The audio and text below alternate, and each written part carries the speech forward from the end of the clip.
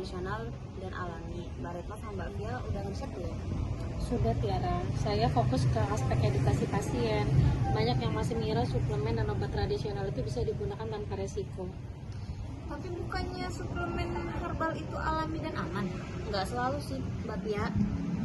Banyak interaksi obat yang terjadi. Makanya di sini tuh pentingnya komunikasi itu yaitu untuk penggunaan obat tradisional yang baik. Kita lanjutin ke studi kasus aja yuk.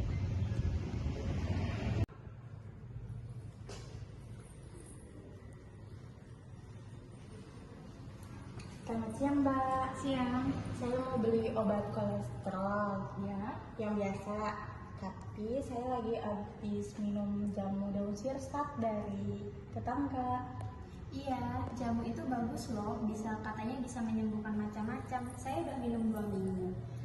Sebelumnya Bu Maharani sudah konsultasi ke dokter atau apoteker untuk penggunaan jamu itu? Belum, saya kira aman-aman aja karena kan alami. Untuk saran saya, sebaiknya Ibu hati-hati Bu untuk penggunaan jamu itu, karena itu bisa memperlambat ataupun mempercepat efek sampingnya. Jadi saya bisa kok bantu untuk interaksinya.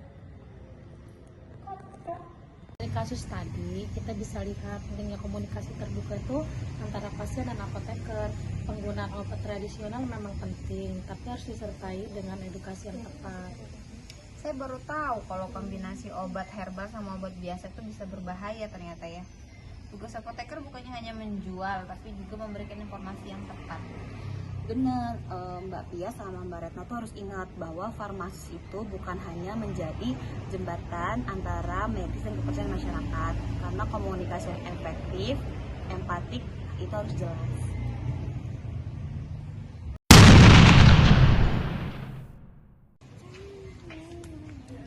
Selamat pagi Mbak Retno, Mbak Pia. Hari ini kita mau bahas tentang suatu peran farmasis, yaitu mengedukasi masyarakat tentang dagu sibu. Ada yang tahu nggak sih arti dagu sibu itu? Dagu sibu itu adalah singkatan dari dapatkan, gunakan, simpan, dan buang obat dengan benar, Kak. Kayak gitu ya. Mbak Pia tahu nggak contohnya kayak mana?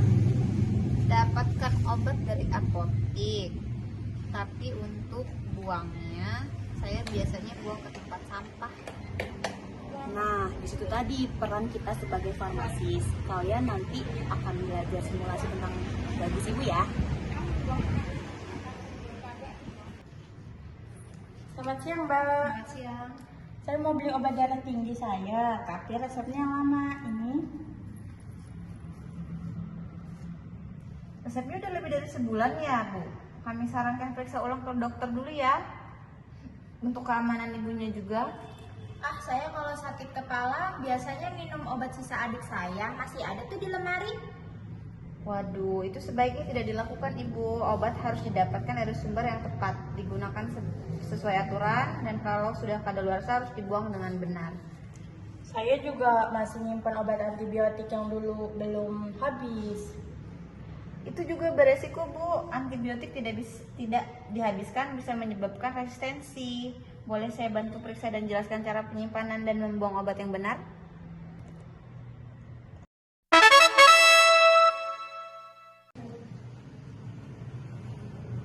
Halo, selamat siang. Selamat siang. Kami dari kampus farmasi ingin berbagi informasi soal dagu sibu.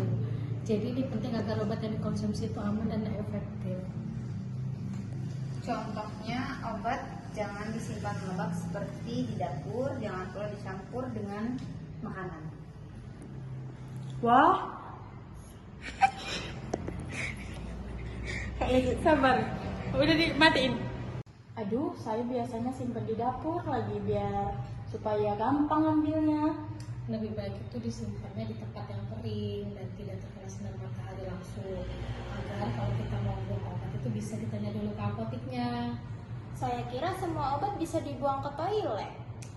Itu bahaya, bisa mencemari lingkungan. Apotek punya tempat pembuangan obat kadaluarsa, namanya drop box limbah obat. Bagus, kalian sudah menerapkan komunikasi yang efektif empatik dan edukatif. Bagus itu bukan soal pengetahuan, tapi tanggung jawab sosial tentang farmasis. Iya, jadi kami sadar bahwa masyarakat belum tahu cara memperlakukan obat dengan benar. Ternyata edukasi seperti ini tuh penting ya, menyelamatkan banyak orang dari efek samping obat yang salah digunakan.